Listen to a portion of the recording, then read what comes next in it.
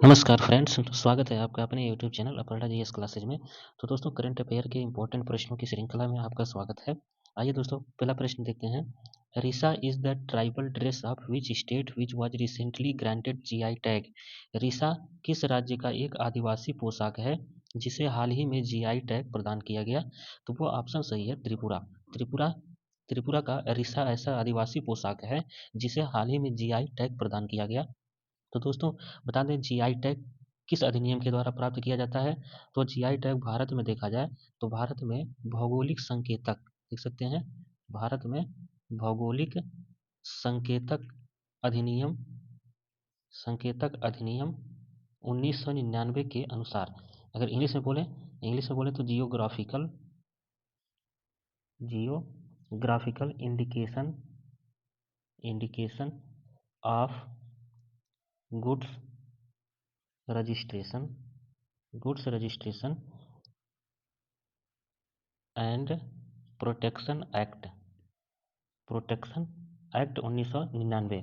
तो इसके द्वारा जीआई टैग प्रदान किए जाते हैं। और अगर देखा जाए तो भारत में जो पहला जीआई टैग है, देख सकते हैं यहाँ पे, भारत में यानी कि इंडिया में जो सबसे फर्स्ट जीआई टैग, पहला जीआई टैग दिया गया था, फर्स्ट जीआई टैग, जो फर्स्ट जीआई टैग है वो किसको दिया गया था?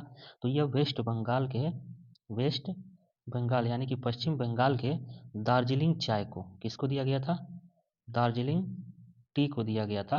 दार्जिलिंग टी को, ये पहला भारत में फर्स्ट जो जीआई टैग प्रदान किया गया था वो दार्जिलिंग, पश्चिम बंगाल के दार्जिलिंग चाय को दिया गया था। और इसके साथ ही अगर देखा जाए तो भारत में ये कब स्टार्ट हुआ था जीआई टैग? तो भारत में जो पहला स्टार्ट हुआ था जीआई टैग सबसे फर्स्ट, तो यह 15 सितंबर 2003 को भारत में जीआई टैग लागू किया गया था। अगर पूछा जाए किससे संबंधित है, तो यह बौद्धिक संपदा, जो जीआई टैग होता है ये बौद्धिक संपदा की स्वीकृति है। कौन? जीआई टैग बौद्धिक संपदा की स्वीकृति है। एक बार ध्यान से सुनेंगे। जो रिसा है, रिसा आदिवासी पोशाक है जिसे हाल ही में जीआई टैग प्रदान किया गया। ये त्रिपुरा राज्य से संबंधित है। और जो भारत में भौगोलिक संकेतक अधिनियम 1999 के अनुसार जीआई टैग प्रदान किए जाते हैं, जिसे इंग्लिश में geographical indication of goods registration and protection act 1999 के अनुसार प्रदान किया जाता है। भारत में फर्स्ट जीआई टैग किसे प्रदान किया गया? तो वेस्ट बंगाल के दार्जिलिंग चाय को पहला जीआई टैग भारत में प्रदान किया गया। भारत में 15 सितंबर 2003 को जीआई टैग लागू किया गया और यह बौद्धिक संपदा की स्वीकृति है। बात करते हैं त्रिपुरा की। तो अगर बात करते हैं त्रिपुरा की, तो त्रिपुरा में देखेंगे तो भारत का थर्ड थर्ड स्मॉलेस्ट राज्य है। Third smallest state third smallest state कौन है? त्रिपुरा, यानी कि भारत का तीसरा सबसे छोटा राज्य है। और इसकी कैपिटल क्या है? इसकी कैपिटल है अगरतला। इसकी कैपिटल है अगरतला। तो इस प्रकार से देख सकते हैं। और यहाँ के जो भाषा है, बंगाली और त्रिपुरी भाषा है। यहाँ पे जो भाषा है, बंगाली और त्रिपुरी भाषा बोली जाती है। बंगाली एंड त्रिपुरी, ये दोनों भाषाएं यहाँ पे बोली जाती हैं। और यहाँ के जो राज्यपाल हैं, गवर्नर, यहाँ के जो गवर्नर हैं रमेश बैस यहाँ के गवर्नर हैं। मुख्यमंत्री कौन है? त्रिपुरा के जो सीएम हैं, सीएम देख सकते हैं मणिक साहा यहाँ के त्रिपुरा के क्या हैं? सीएम हैं। और विधानसभा सीट कितनी है? तो यहाँ से देख सकते हैं विधानसभा सीट 60 है। विधानसभा सीट 60 है। और देख सकते हैं राज्यसभा सीट कितनी है? तो राज्यसभा सीट अगर यहाँ पे देखेंगे तो एक सीट है राज्यसभा सीट। कितनी दोस्तों? सॉरी, राज्यसभा सीट एक सीट है, राज्यसभा सीट। तो इस प्रकार से यहाँ पे देख सकते हैं। और लोकसभा सीट कितनी है? तो लोकसभा सीट यहाँ पे देख सकते हैं 2 सीट है लोकसभा सीट। तो अगला प्रश्न पर चलते हैं दोस्तों। बी साई प्रणीत, देख सकते हैं यहाँ पे, B Sai Praneeth who recently announced his retirement is associated with which sports. B Sai Praneeth जिन्होंने हाल ही में अपनी सेवानिवृत्ति की घोषणा की, किस खेल से जुड़े हुए हैं? वो बैडमिंटन से जुड़े हुए हैं, बी साई प्रणीत। तो इनके बारे में जानेंगे।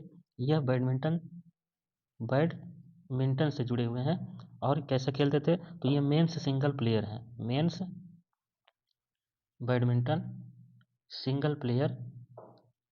और इसके बाद अगर देखें तो इनके कोच कौन है? इनके कोच जो हैं वो पुलेला गोपीचंद। कौन है? पुलेला गोपीचंद इनके कोच हैं, पुलेला गोपीचंद।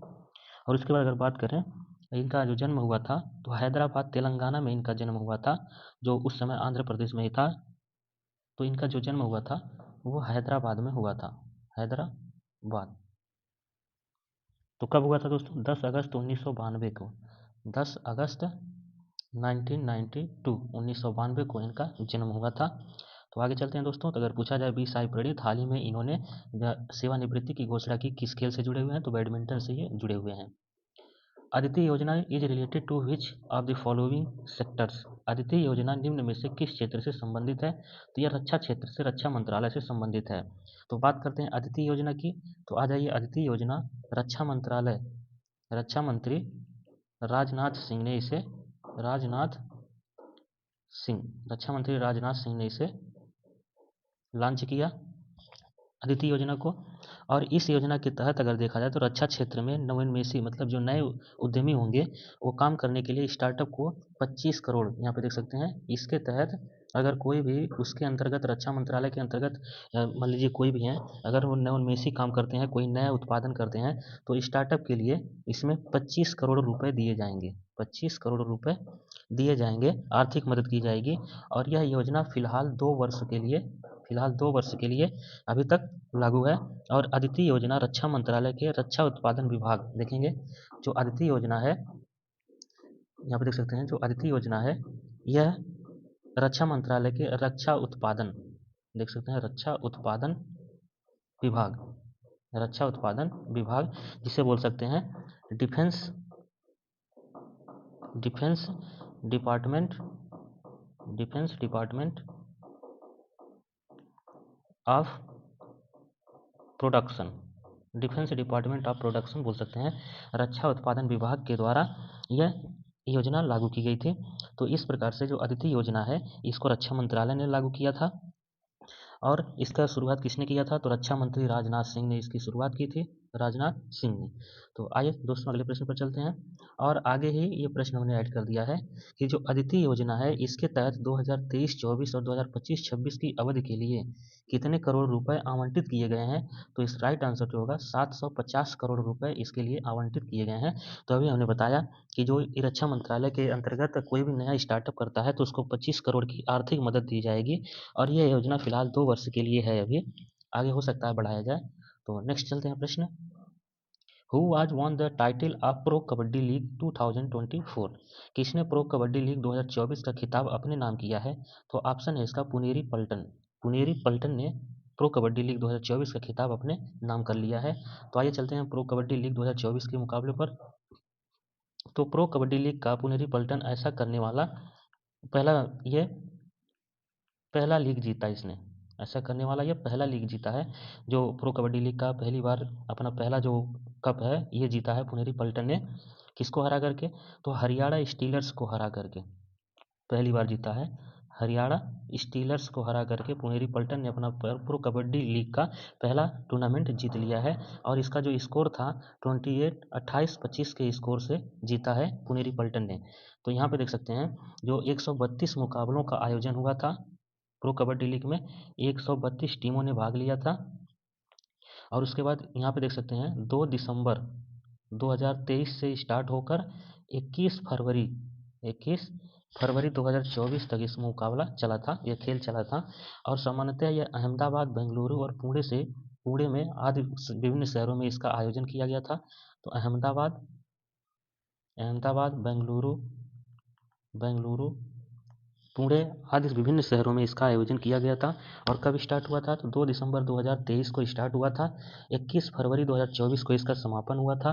और 132 लीग मुकाबलों का आयोजन किया गया था, जिसमें से इसका समापन कब हुआ था? 21 फरवरी 2024 को हो गया था। तो यहाँ पे पुनेरी पल्टन ने अपना पहला लीग मैच जीत लिया है। तो अगर पूछा जाए कि इसमें से फर्स्ट लीग मैच कौन जीता है, तो पुनेरी पल्टन ने जीता है, किसको हरा कर? हरियाणा स्टीलर्स को हरा कर। तो अगला प्रश्न देखते हैं। In which city did PM Modi inaugurate the world's first वैदिक क्लॉक? विश्व की पहली वैदिक घड़ी का उद्घाटन पीएम मोदी ने किस शहर में किया? तो ऑप्शन जो होगा उज्जैन, मध्य प्रदेश में इन्होंने वैदिक घड़ी का आयोजन किया। तो आइए बात करते हैं वैदिक घड़ी की। तो दोस्तों देख सकते हैं जो वैदिक घड़ी है यह घड़ी उज्जैन में जंतर मंतर, पता होगा आपको, जंतर मंतर के भीतर, जंतर मंतर के भीतर जो सरकारी जीवाजी वेधशाला के निकट 85 फीट ऊंची टावर है, ये देखेंगे 85 फीट हाईएस्ट टावर, जो हाइट है इसकी 85 फीट हाइट की टावर है ये, टावर पर उसी पर यह घड़ी को लगाया गया है। यह पूर्ण रूप से डिजिटल है, कंप्लीटली डिजिटल, कंप्लीट रूप से ये डिजिटल वॉच है, डिजिटल वॉच, कंप्लीटली यह डिजिटल वॉच है। और इसमें 1 घंटा बराबर 48 मिनट का होगा, देखेंगे मोस्ट इंपॉर्टेंट है। इस घड़ी में जो 1 घंटे में 1 आवर में 48 मिनट, 48 मिनट होगा, 48 मिनट का 1 आवर होगा इस घड़ी में, डिजिटल जो ये वैदिक घड़ी है।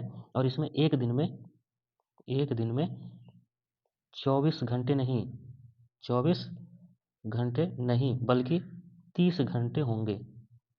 कितने घंटे होंगे? 30 घंटे होंगे, 24 घंटा नहीं होगा इस घड़ी में, एक दिन में 30 घंटे होंगे। और यह घड़ी मुहूर्त के बारे में भी बताती है, यह घड़ी मुहूर्त, मुहूर्त के बारे में भी यह घड़ी बताएगी। और इसके साथ साथ ही अगर देखें तो यह घड़ी उज्जैन में ही जंतर मंतर के भीतर लगाई गई है, 85 फीट ऊंचे टावर पर। और यह पूर्ण रूप से डिजिटल घड़ी है। और इसमें 1 घंटा 48 मिनट का होगा, 48 मिनट बराबर 1 घंटा होगा। और एक दिन में 24 घंटे नहीं होंगे बल्कि कितने होंगे? 30 घंटे होंगे। अगले प्रश्न पर चलते हैं। दोस्तों आशा करते हैं आपको वीडियो अच्छी लग रही होगी, तो लाइक कमेंट जरूर करेंगे और चैनल पर नए हैं तो सब्सक्राइब जरूर करेंगे। प्रश्न नंबर 7 देखते हैं। Which state recently became the first state to issue 5 crore Ayushman card under ABPM-जय। तो यहाँ से देख सकते हैं हाल ही में कौन सा राज्य ABPM-जय के तहत 5 करोड़ आयुष्मान कार्ड जारी करने वाला पहला राज्य बना। तो सही आंसर होगा उत्तर प्रदेश। तो आइए दोस्तों देखते हैं अब ABPM-जय की फुल फॉर्म क्या होती है। तो अगर देखें तो आयुष्मान भारत क्या है? आयुष्मान भारत PM, यानी कि PM से हो जाएगा प्राइम मिनिस्टर जन, जैसे जन और उसके बाद आरोग्य, जन आरोग्य योजना, जन आरोग्य योजना इसका फुल फॉर्म होगा PM-जय का। और इसके तहत अगर देखा जाए, इसके तहत प्रति परिवार को, किसको? प्रति परिवार को कितना दिया जाएगा दोस्तों? प्रति परिवार को माध्यमिक देखभाल के लिए, माध्यमिक देखभाल के लिए और उसके साथ ही तृतीयक देखभाल, तृतीयक देखभाल, माध्यमिक देखभाल के साथ तृतीयक देखभाल के लिए 5 लाख की बीमा, 5 लाख की देखा जाता है यहाँ पे। तो यहाँ पे देख सकते बताएंगे अभी हम आपको माध्यमिक देखभाल क्या होता है और तृतीयक देखभाल क्या होता है।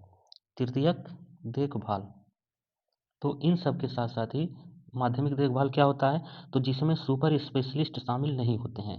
जैसे माध्यमिक देखभाल में जिसमें सुपर स्पेशलिस्ट, सुपर विशेषज्ञ, सुपर स्पेशलिस्ट शामिल नहीं होते हैं। और तृतीयक देखभाल में देखा जाए तो इसमें सुपर स्पेशलिस्ट क्या होते हैं? सुपर स्पेशलिस्ट इसमें शामिल होते हैं, तृतीयक देखभाल कहा जाता है। और इसके साथ ही बीमा के लिए 5 लाख रुपए, 5 लाख रुपए की राशि प्रदान की जाती है प्रत्येक परिवार को माध्यमिक देखभाल के लिए। और तृतीयक देखभाल के लिए 5 लाख रुपए की बीमा राशि प्रदान की जाती है। माध्यमिक देखभाल क्या होता है, तो हमने बताया माध्यमिक देखभाल में सुपर स्पेशलिस्ट शामिल नहीं होते हैं और तृतीयक देखभाल में सुपर स्पेशलिस्ट शामिल होते हैं। तो आगे चलते हैं friends. Who has recently launched the animal welfare initiative Vantara. हाल ही में किसने पशु कल्याण पहल वनतारा शुरू किया है? तो ऑप्शन सही है रिलायंस कंपनी ने। रिलायंस कंपनी ने वनतारा नामक ये पहल शुरू किया है, जिसके अंतर्गत जो यह भारत और विदेशों में घायल हुए और लुप्त प्राय जानवरों के बचाव, उपचार, देखभाल, पुनर्वास पर ध्यान केंद्रित करने वाली यह योजना है। तो यहाँ से देख सकते हैं भारत तथा विदेशों में घायल जो पशु पक्षी हैं, घायल और लुप्त प्राय, देख सकते हैं घायल और लुप्त प्राय जानवरों के बचाव के लिए, जानवरों के बचाव के लिए यहाँ पर देख सकते हैं जानवरों के बचाव के लिए उपचार, बचाव, उपचार, देखभाल आदि सभी के लिए इस योजना को लागू किया गया है। और ये कहाँ से स्टार्ट हुआ था? तो जामनगर गुजरात से इसको स्टार्ट किया गया था। देख सकते हैं इसका जो स्टार्ट हुआ था यह जामनगर जामनगर गुजरात से जामनगर गुजरात से रिलायंस कंपनी है, रिलायंस इंडस्ट्री ने पशु कल्याण के लिए वनतारा नामक योजना स्टार्ट किया है, जो 300 एकड़ में फैला हुआ है। ये जगह जो है, एरिया इसका जहाँ पे वनतारा पहल शुरू की गई है, वो 300 एकड़ एरिया में फैला हुआ, 300 एकड़ एरिया में, जिसमें पशुओं को रखने में काफ़ी हेल्पफुल होगा। अगले प्रश्न पर चलते हैं friends. In which country will the headquarters of international big cat alliance be established? India. International big cat alliance का मुख्यालय किस देश में स्थापित किया जाएगा? तो यह भारत में किया जाएगा। तो दोस्तों करंट अफेयर से समझ लीजिए, आपको उस टॉपिक से कोई भी क्वेश्चन नहीं छूटेगा। तो चलिए स्टार्ट करते हैं, देखते हैं। अब यहाँ पे इसको हम बोल सकते हैं IBCA, मतलब इंटरनेशनल बिग कैट अलायंस। अभी यह एक प्रकार का मेगा ग्लोबल अलायंस होता है, मेगा ग्लोबल अलायंस है ये। और यह किसके द्वारा लॉन्च किया गया था? तो लॉन्च्ड बाय इंडिया, यह इंडिया के द्वारा लॉन्च किया गया है। और कब कब किया गया था? तो अप्रैल 2023 में इसे लॉन्च किया गया था। कब? तो 50th एनिवर्सरी थी, यानी कि यहाँ से सीधा बोल सकते हैं कि 50th anniversary of project tiger, यानी कि प्रोजेक्ट टाइगर अगर देखा जाए, प्रोजेक्ट टाइगर के 50वीं एनिवर्सरी के उपलक्ष्य में इस IBCA को स्टार्ट किया गया था। International big cat alliance. देखिए यहाँ पे कैट प्रजाति की, बिल्ली प्रजाति की है टाइगर, तो यहाँ पे इसी के उपलक्ष्य में 50वें एनिवर्सरी के उपलक्ष्य में ये IBCA को शुरू किया गया था, स्थापित किया गया था इंडिया के द्वारा। How many crores of rupees has been approved by the Union Cabinet for the International Big Cat Alliance? तो जो बिग कैट अलायंस है, केंद्रीय मंत्रिमंडल ने इंटरनेशनल बिग कैट अलायंस के लिए कितने करोड़ रुपए मंजूर प्रदान किए हैं? तो 150 करोड़ रुपए की मंजूरी दी गई है। तो देख सकते हैं यहाँ पे। नेक्स्ट है, in which state will the country's first semiconductor fab be established? In Gujarat. देश का पहला सेमीकंडक्टर फैब किस राज्य में स्थापित किया जाएगा? तो गुजरात में किया जाएगा। गुजरात में कहाँ पे? तो गुजरात में देख सकते हैं धोलेरा विशेष निवेश क्षेत्र में, विशेष निवेश क्षेत्र, यह भी ऑप्शन में देकर पूछ सकता है आपसे क्वेश्चन। इसी धोलेरा विशेष क्षेत्र में निवेश में इसकी आधारशिला रखी गई। बिल्ट बाय, अब किसके द्वारा ये सेमीकंडक्टर फैब जो है, ये किसके द्वारा बिल्ट किया गया, किसके द्वारा इसका निर्माण? तो built by Tata group Tata group plus ये ताइवान की एक कंपनी है PSMC। देख सकते हैं यहाँ ताइवान लिख देंगे, ताइवान की कंपनी है PSMC। तो इन दोनों के, यानी कि built by Tata group and Taiwan PSMC की कंपनी, और यह गुजरात में धोलेरा विशेष निवेश क्षेत्र में इसकी आधारशिला PM नरेंद्र मोदी के द्वारा रखी गई। और इसका जो प्रोडक्शन होगा, यहाँ पे देखेंगे, इसका जो उत्पादन होगा यानी कि प्रोडक्शन होगा, फर्स्ट प्रोडक्शन, ये 2026 में होगा, 2026 में इसका उत्पादन होगा, प्रोडक्शन। तो इस तरह से इसके पूरी ये जो फर्स्ट सेमीकंडक्टर फैब है, यह गुजरात में PM नरेंद्र मोदी के द्वारा स्टार्ट किया गया। और जो सेमीकंडक्टर फैब है, इसका निर्माण किसने किया? तो टाटा ग्रुप और ताइवान की कंपनी ने किया, और 2026 में इसका प्रोडक्शन स्टार्ट होगा। In which city did PM Modi inaugurate the world's first Vedic clock? Ujjain, Madhya Pradesh. Question repeat हो गया है। In collaboration with whom is Tata Group setting up India's first semiconductor fab power chip Taiwan? अभी हमने बता दिया, भारत के पहले सेमीकंडक्टर फैब की स्थापना टाटा समूह किसके सहयोग से कर रही है? तो पावर चिप ताइवान के सहयोग से कर रही है। तो आगे चलते हैं। What is Biotrig recently seen in the news? Waste management technology. हाल ही में समाचारों में देखा गया बायोट्रिग क्या है? तो अपशिष्ट प्रबंधन प्रौद्योगिकी है बायोट्रिग। तो Which IPS officer has recently been given the additional charge of Director General of National Security Guard (NSG)? Daljeet Singh Chaudhary 1990 batch IPS officer. हाल ही में किस आईपीएस अधिकारी को राष्ट्रीय सुरक्षा गार्ड एनएसजी के महानिदेशक का अतिरिक्त प्रभार सौंपा गया? तो 1990 बैच के आईपीएस अधिकारी दलजीत सिंह चौधरी को सौंपा गया। आइए अब एनएसजी क्या होता है, सबसे पहले बात करते हैं एनएसजी। तो national security guard, national security guard, इसकी स्थापना कब हुई थी? तो अगर देखा जाए तो इसकी स्थापना 16 अक्टूबर 1984 को इसकी स्थापना की गई थी। और इसका मोटो, मोस्ट इम्पॉर्टेंट, इसका मोटो क्या होता है? एनएसजी का मोटो मतलब बोल सकते हैं ध्येय वाक्य। इसका ध्येय वाक्य क्या होता है? तो इसका जो ध्येय वाक्य होता है सर्वत्र सर्वोत्तम सुरक्षा, सर्वत्र सर्वोत्तम सुरक्षा। अगर इंग्लिश में बोलना पड़ेगा, नहीं तो समझ में नहीं आएगा, तो इसका मोटो इंग्लिश में भी लिखना पड़ेगा। तो यहाँ लिख देते हैं हम, थोड़ा सा बड़ा है, हटाना पड़ेगा। चलिए इंग्लिश में इसका देख लेते हैं।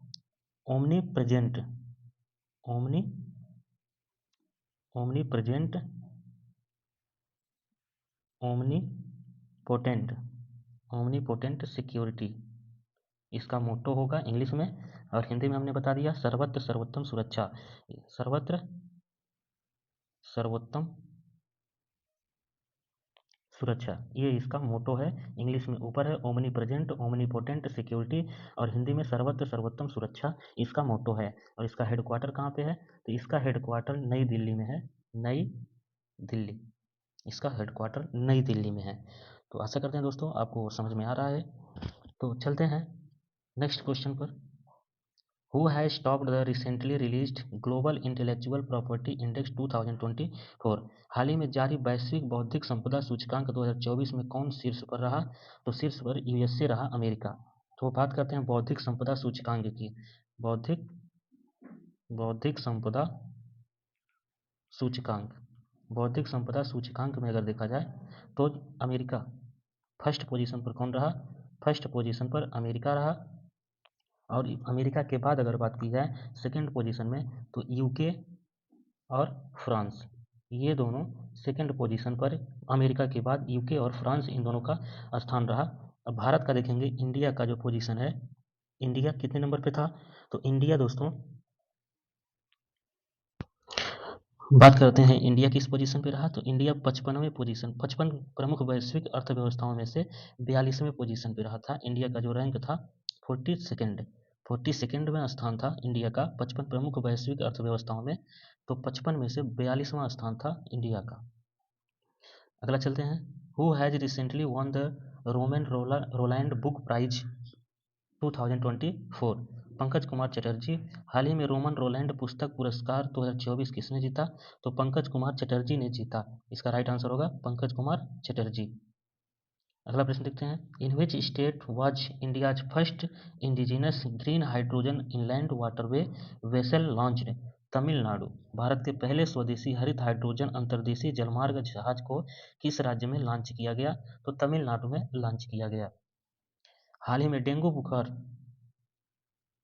Which country has recently declared a health emergency due to the rapidly increasing cases of dengue fever?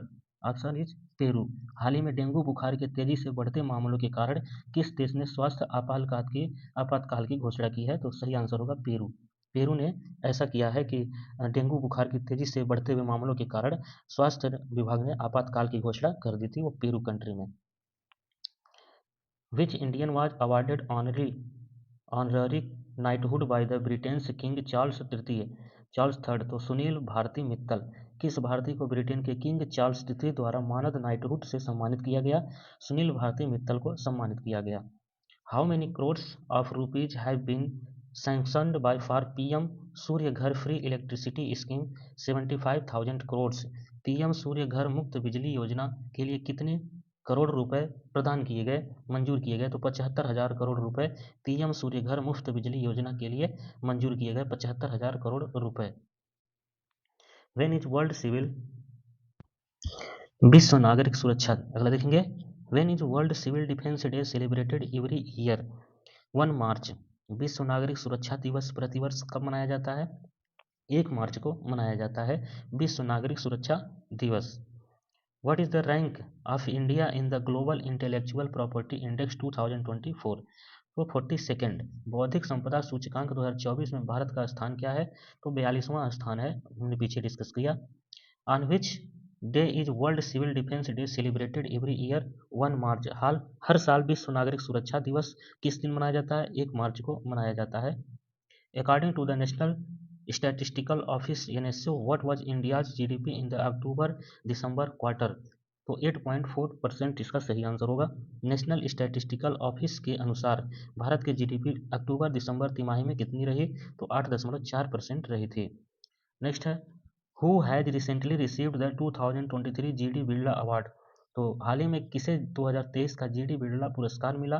तो राइट आंसर होगा इसका अदिति सेन, डॉक्टर अदिति सेन को प्रदान किया गया। तो दोस्तों, उम्मीद करते हैं वीडियो आपको अच्छी लगी, और लाइक शेयर कमेंट जरूर करें, और चैनल पर नए हैं तो सब्सक्राइब करना ना भूलें। मिलते हैं दोस्तों नेक्स्ट वीडियो में, तब तक के लिए धन्यवाद।